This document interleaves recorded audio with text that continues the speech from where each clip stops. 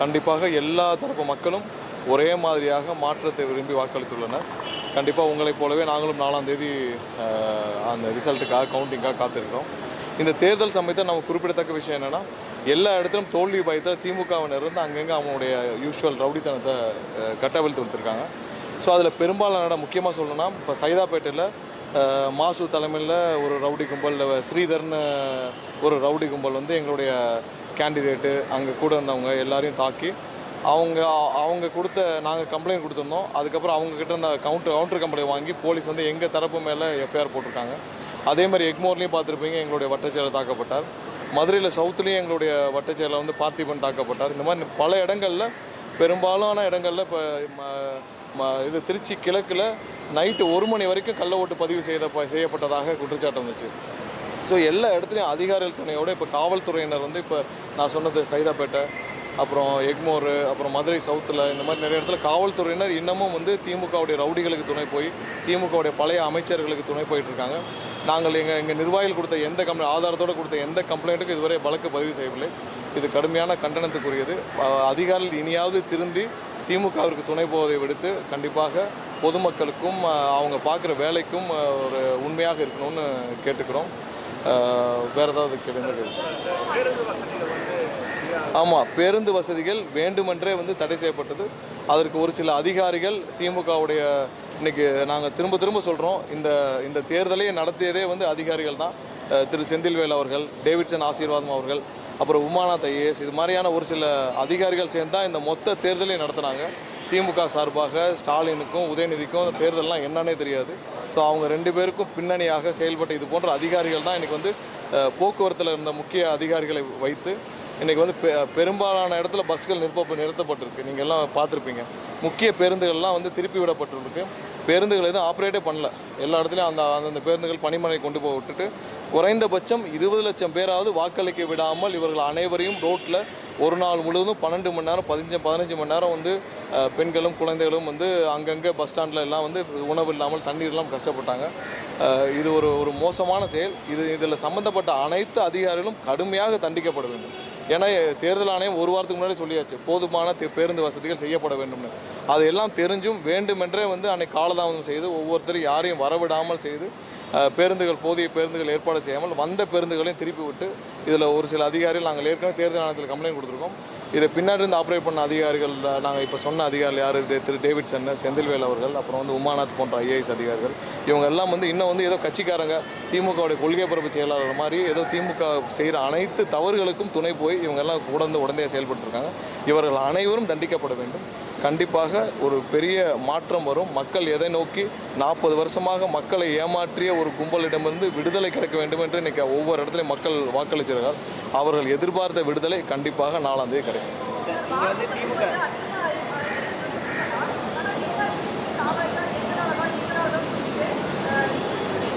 மக்கள் தானே, நீங்களே பார்த்துருப்பீங்க ஒவ்வொரு இடத்துலையும் வாக்குப்பதிவு எப்படி நடந்திருக்குன்னு, மக்கள் எவ்வாறு வாக்களித்தாங்கன்னு. இது போன்ற ஒரு தேர்தல் நீங்கள் பார்த்துருப்பீங்களா?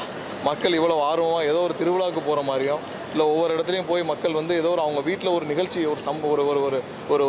ஒரு திருமணம் நிகழ்ச்சி நடக்கிற மாதிரி இன்றைக்கி வாக்களித்து மக்கள் பார்த்துருக்கீங்களா? இந்த தலைமுறையில், நம்ம தலைமுறையில் இந்த மாதிரி பார்க்கல. கண்டிப்பாக இது பெரிய அளவில் ஒரு மாற்றத்தை விரும்பிய மக்கள். கண்டிப்பாக அதுக்கு நம்ம முழு அளவில் அவங்களுடைய மாற்றத்தை விரும்பிய மக்களும் குழந்தைகளும் பெண்களும் எல்லாருக்கும் ஒரு பெரிய மரியாதை, பெரிய ஹானர் செய்ய வேண்டிய நேரம் இது. எல்லாரும் விரும்பிய ஒரு தருணமாக, அவங்க காத்திருந்த தருணமாக இருக்குது. அது கண்டிப்பாக அதற்கான மரியாதையும் அதுக்கான நம்பிக்கையும் அதுக்கான ஒரு பெரிய ஹானரும் கண்டிப்பாக இருக்குது.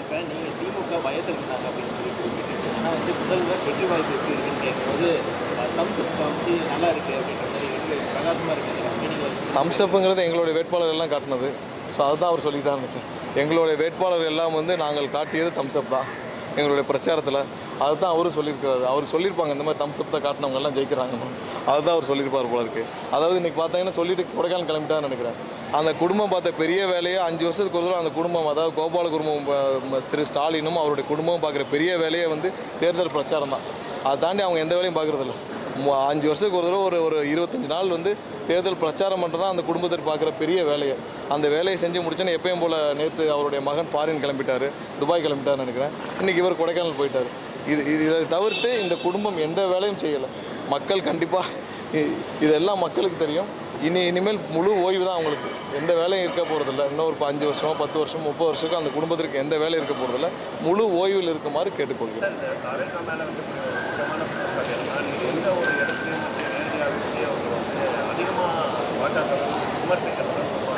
அதே போல தற்போது இணையத்தில் வெளியான ஜனநாயக திரைப்படத்தில் சிறுபான்மையினருக்கு எதிரான அதெல்லாம் ரொம்ப பொய்யான பிரச்சாரங்க. அதிகமான காட்சிகள் வந்து அதில் வைக்கப்பட்டதாக ஒரு குற்றச்சாட்டு. இப்போயே தெரியலையே உங்களுக்கு அதோடைய உள்நோக்கம் என்னென்னு, எந்த உள்நோக்கத்தோடு இந்த படம் பின்னணியில் எப்படி வெளியே இருக்குது என்னென்னு. 100% சிறுபான்மை மக்கள் அனைவருக்கும் தெரியும். 100% எங்களுடைய தலைவர் எந்த தரப்புக்கும் எதற்கு எதிராகவும் இருக்க மாட்டாங்க. அது சிறுபான்மை மக்கள் அனைவருக்கும் தெரியும். இது பொய்யான பரப்புரை ஆரம்பத்துலேருந்து செஞ்சுட்டு இருக்காங்க. இன்னொன்று, பாரதிய ஜனதா கட்சி இதில் பேசலான்னா 100 தடவை சொல்லியாச்சு. பாரதிய ஜனதா கட்சி தமிழ்நாட்டில் 1% 2% நம்ம இப்போ ஃபேஸ் பண்ணுறது அசம்பிளி எலெக்ஷன். தமிழ்நாடுடைய அசம்பிளி எலெக்ஷனில் மக்களே 1% 2% இருக்க பாரதிய ஜனதா பற்றி நீங்கள் பேசி என்ன பிரயோஜனம்? நமக்கு பிரதானமாக இங்கே இருக்க திமுக போன்ற தீய சக்தியை வரட்டணும்னு பேசிகிட்டு இருக்கோம். 1% 2% இருக்கிற மக்களே புறக்கணிச்ச ஒரு கட்சியை பற்றி நீங்கள் திரும்ப பேசிட்டு இருக்கோம். நாங்கள் தெளிவாக சொல்லியாச்சு, களத்திலே இல்லாதவர்களை பற்றி பேச வேண்டிய அவசியமே கிடையாது. பாரதிய ஜனதா கட்சி தமிழ்நாட்டில் களத்திலே கிடையாது. 1% 2% இருக்கிற கட்சியை பற்றி நம்ம எதற்காக பேச வேண்டும்? மக்களே புறக்கணிச்ச ஒரு கட்சியை பற்றி. அதே நேரத்தில் பேச வேண்டிய நேரத்தில் நம்ம 100% பேசிட்டு தான் இருக்கோம். யாருமே சொல்ல இல்லை அப்படிலாம் கிடையாது. நீங்களே பார்த்துருக்கீங்க, எங்கேயாவது அந்த மாதிரி சொல்லியிருக்கேன். அது மாதிரி சொல்லுங்கள். பொய்யான அதான் சொல்கிறேன்னே, எங்கேயுமே அஃபிடேவிட்டே பார்க்காம, எங்கள் தலைவரோட அஃபிடேவிட்டு நாங்கள் ரிவைஸ் பண்ணி சப்மிட் பண்ண அஃபிடேவிட் கூட பார்க்காம ஒரு கேஸ் ஃபைல் ஆகுது. இந்த ஏற்கனவே இந்த கரூர் டைமில் ஒரு பொய்யான ஒரு வழக்கு பதிவு செய்து அதுக்கு போய் சுப்ரீம் கோர்ட்டில் கூட்டு வாங்கினாங்களே, அந்த மாதிரி திமுக தோல்வி பயத்தில் அவசரப்பட்டு இந்த மாதிரி சிறு பிள்ளைகள்லாம் நிறைய பேர் அனுப்பிச்சி விட்டு வேலை பார்த்துட்டு இருக்காங்க. அதெல்லாம் நாங்கள்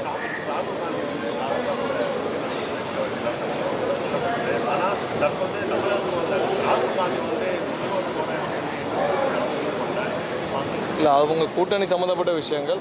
ஆனால் நான் முதல்லேருந்தே பார்ப்பது 2006லேருந்தே பார்ப்பது என்னன்னா, திரு ராகுல் அவர்கள் அவருடைய தந்தை மரணத்தில் சம்பந்தப்பட்டு இருக்கும் திமுகவோ இல்லை திரு கருணாநிதி அவர்களோடவோ எந்த உறவும் வைத்துக்கொள்ள அவர் விரும்பவில்லை. முதல் நாள் நாங்கள் 2006லேருந்தே பார்த்துருக்கோம். அவர் என்றைக்குமே அப்போ அவங்க சென்ட்ரல் கவர்மெண்ட்டில் அவங்க ஆட்சியில் இருந்த காலத்தில் கூட திரு கருணாநிதி அவர் முதல்வராக இருக்கப்போ கூட திரு ராகுல் பல தடவை சென்னை வந்திருக்காரு. அவர் கருணாநிதியை சந்திக்கவே கிடையாது. அவர் என்றைக்குமே திமுக மேலே அவருக்கு நம்பிக்கையே கிடையாது. ஏதோ அந்த அரித்மெட்டிக்காக அது ஓடிட்டு இருந்தது. மற்றபடி அவங்க கூட்டணி விவகாரத்தை பேசுறதுக்கு நமக்கு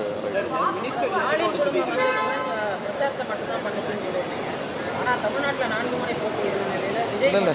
அந்த குடும்பம் பண்ணுற ஒரே வேலை 5 வருஷத்துக்கு ஒரு பிரச்சாரம் பண்ணுற மட்டும்தான். பிரச்சாரத்தை முடிச்சோடனே ஏதோ உலகத்திலே பண்ணாத வேலையை பண்ண மாதிரி எப்பயும் ஃபாரின் கிளம்பிடுவாங்க. நேற்று கிளம்பிட்டார்ல உதயநிதி ஃபாரினுக்கு, இன்றைக்கி இவர் கொடைக்கானல் போயிட்டார். இப்படிப்பட்ட ஒரு இடத்த பார்த்துருக்கீங்களா? அவங்க இத்தனை நாள் ஏதோ களத்தில் மக்களாக எல்லாத்தையும் பேசிட்டு அடுத்த நாளே ஃபாரின் கிளம்பிடுறது. ஏன்னா அவங்க பார்க்குற பெரிய வேலையை இந்த ஒரு பிரச்சாரம் மட்டும்தான். எல்லா பிரச்சாரத்துக்கு அப்புறம் பாருங்கள், போன எலெக்ஷன் அப்பயும் அப்படி தான். 24 தேர்தல் முடிஞ்ச உடனே 15 நாட்கள் 10 நாட்கள் கொடைக்கானல் இருந்தாங்க. மொத்த குடும்பமும் கொடைக்கானல் இருந்துச்சு. அப்போ மக்கள் பட்ட அவதி கொஞ்சம் நஞ்சம் இல்லை. ஏன்னா சிஎம் போய் கொடைக்கானலில் உட்காந்துட்டாரு. மொத்த அலுவலகம் அங்கே இருந்தது. மொத்த செக்ரட்டரியேட்டும் அங்கே போய் வேலை பார்த்துருந்தாங்க. பொதுமக்கள் யாரும் மேலே அந்த பாதையிலே செல்ல முடியவில்லை. கொடைக்கானல் ஊட்டியில் போய் அவங்க உட்காந்துக்கிறது. ஸோ இல்லை மாற்றி குற்றம் இல்லை. நாங்கள் இன்று இருக்கு அப்படி கிடையாதுங்க. இல்லை நீங்கள் போய் இருக்க வேண்டிய இடம் 1000 இடம் இருக்குது. பொதுமக்களுக்கு தொந்தரவு இல்லாமல் இல்லை. பொதுமக்களுக்கு தொந்தரவு. நீங்கள் போய் கொடைக்கானல் இருந்தப்போ அப்போது அந்த கொடைக்கானல் லேக்கில் அவர்கள் போய் படகு சவாரி செஞ்சப்போ அங்கே இருக்கவங்க அவ்வளோ பேர் குற்றம் சாட்டினாங்க. ஏன்னா அவங்க வந்தப்போ 5 மணி நேரம் யாரையுமே உள்ளே போக விடலை. நீங்கள் ஃபாரின் போயிருங்க, இப்போ யாருக்கும் தொந்தரவு இல்லாமல், யாரும் கேட்க போகிறதில்ல. கொடைக்கானல் இப்போ இந்த சம்மர் டைமில் அவ்வளோ ஏழை எளிய மக்கள் கொடைக்கானல் போவாங்க. உங்களுக்கு தெரியல? இல்லை அவங்க போயிட்டோம். நீங்கள் எங்கேயாவது ஃபாரினுக்காவது போயிருங்க, நாங்கள் சொல்லிட்டு விட்டுருவோம். ஆனால் இங்கே கொடைக்கானலில் இப்போ பார்த்தீங்கன்னா இப்போ ஏழை எளிய மக்கள் உங்களுக்கு தெரியும், இப்போ எல்லாரும் சம்மர் வெக்கேஷனில் போவாங்க.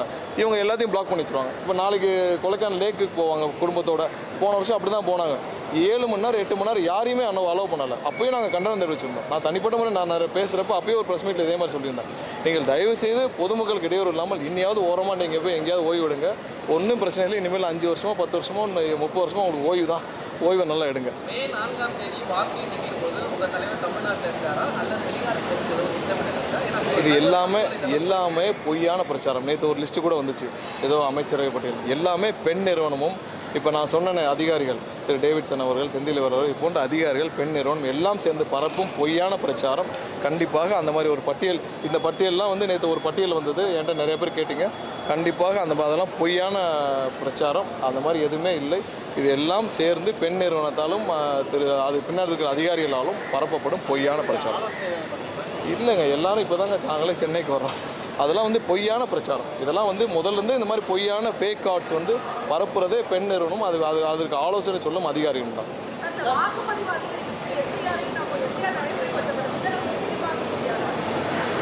இல்லை நீங்கள் ஓட்டிங் இப்போ நான் ஒரு சில பூத்துகளில் வச்சு நீங்கள் கம்பேர் பண்ணிங்கன்னா லாஸ்ட் டைம் ஒரு பூத்தில் எவ்வளோ ஓட்டிங் ஆயிருக்கு, இந்த டைம் எவ்வளோ இன்க்ரீஸ் ஆயிருக்குன்னு பாருங்கள். இது வரைக்கும் ட்ரெடிஷ்னலாக, அதாவது ஒரு பூத்தில் 10,000 ஓட்டு இருக்குது, இது வரைக்கும் ட்ரெடிஷ்னலாக ஒரு 6,000 ஓட்டு கூட பதிவாகாத இடத்துல இன்றைக்கி 9,000, 92%, 95% பதிவாகிருக்கு. அதெல்லாம் நாங்கள் வந்து ஒவ்வொரு கான்ஸ்டிடுவன்சிலையும் பார்க்குறோம். இது ஒரு பெரிய வித்தியாசமான அனுபவம். இன்னொன்று என்னென்னா 11 to 12 o'clock வரைக்கும் ஹையஸ்ட் போலிங் வந்து பார்க்க முடிஞ்சுது. ஸோ நிறைய ஆர்வமான மக்கள், நிறைய பேர் அவங்களுடைய ஒரு ட்ரெஸ் கோடே மெயின்டைன் பண்ணாங்க. அது எப்படி அவங்களாம் மெயின்டைன் பண்ணாங்கன்னு தெரியல, ஒரு அலையாக ஒரு ட்ரெஸ் கோடோடு வந்தாங்க. ஸோ நிறைய வித்தியாசமான தேர்தல், மக்களுடைய எதிர்பார்ப்புகள் அதிகமாக இருக்குது. மக்களுடைய மாற்றத்துக்கு அதான் சொன்னேன், அவர் தம்ஸ் அப் காட்டினது எங்களுக்கு அதான். ஸோ அதனால் மக்களும் ஒரு மாற்றத்தை விரும்புகிறாங்க, கண்டிப்பாக அதை ஹானர் பண்ணுவாங்க.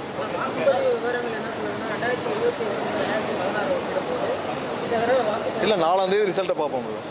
நன்றி.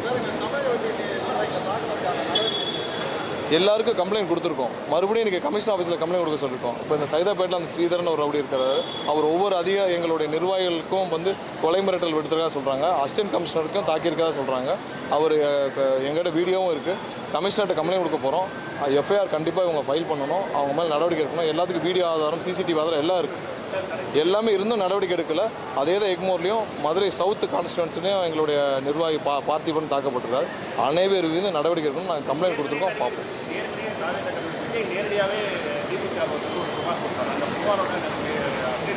அதான் சொன்னேன், இங்கே இருக்கிற அதிகாரிகள் அனைவரும் நாங்கள் மாற்ற வேண்டும்னு எப்படி கேட்டோமோ பெரும்பாலும் மாற்றப்பட்டாங்க. நான் திரு செந்தில்வேல் அவரை மாற்றணும்னு முதல் நாள் கொடுத்துருந்தேன். முதல் நாள் ப்ரெஸ் மீட்டை சொன்னோம். அதை எலெக்ஷனுக்கு 4 நாள் முன்னாடி பண்ணாங்க. அவர் மெடிக்கல் லீவில் போயிட்டு தான் ஆப்ரேட் பண்ணிட்டு இருக்கான்னு சொன்னோம். அவர் எலெக்ஷனுக்கு போலிங்க்கு 5 நாளுக்கு முன்னாடி 5 நாளுக்கு முன்னாடி தான் மாற்றம் பண்ணாங்க. ஸோ இதை முன்னாடியே செஞ்சுருக்கணும். இது பிஜேபியும் திமுகவும் சேர்ந்து பண்ண வேலை. அவங்களுக்கு வந்து பிஜேபிக்கு தெரியாதா யார் பின்னாடி இருந்து ஆப்ரேட் பண்ணாங்க? திரு செந்தில்வேல் அவர்கள் எதுக்கு எலெக்ஷனுக்கு 2 வாரத்துக்கு முன்னாடி லீவே போடாத செந்தில்வேல் அவர்கள் எலெக்ஷனுக்கு 2 வாரத்துக்கு முன்னாடி எதுக்கு மெடிக்கல் லீவில் போனார்? எலெக்ஷன் 2 வாரத்துக்கு முன்னாடி மெடிக்கல் லீவில் போன செந்தில்வேல் அவர்கள் பின்னாடி இருந்து ஆப்ரேட் பண்ணுறாரு. அவர் தான் கேம்ப் ஆஃபீஸில் இருக்கிறார், எல்லாத்தையும் பண்ணுறாரு. நான் பர்சனலாக கம்ப்ளைண்ட்டும் கொடுத்தோம், ப்ரெஸ் மீட்லேயே சொன்னோம். அப்புறம் அதை கடைசியாக போலிங்க்கு 4 நாளுக்கு முன்னாடி எதுக்கு செந்தில்வேல் ட்ரான்ஸ்ஃபர் பண்ணோம்? அது வரைக்கும் அவர் தானே எல்லாத்தையும் ஆப்ரேட் பண்ணார். அப்போ பிஜேபிக்கு இதெல்லாம் தெரியாதா? பிஜேபியும் திமுகவும் கூட்டாக சேர்ந்து என்ன செய்யணுமோ அதை செஞ்சுட்டு இருந்தாங்க. அவங்களுக்கு வேறு வழி இல்லாமல் நாங்கள் கொடுத்த அழுத்தத்தின் காரணமாக இதெல்லாம் நடந்துச்சு. இது இன்னும் ஃபேராக நடந்திருக்கணும். இந்த போக்குவரத்து துறையில் இருந்த ஒரு சில அதிகாரிகள் செய்த சதியால் நிறைய விஷயம் கண்டிப்பாக இதெல்லாம் விசாரிக்கப்பட்டு தண்டிக்கப்பட வேண்டும். நன்றி.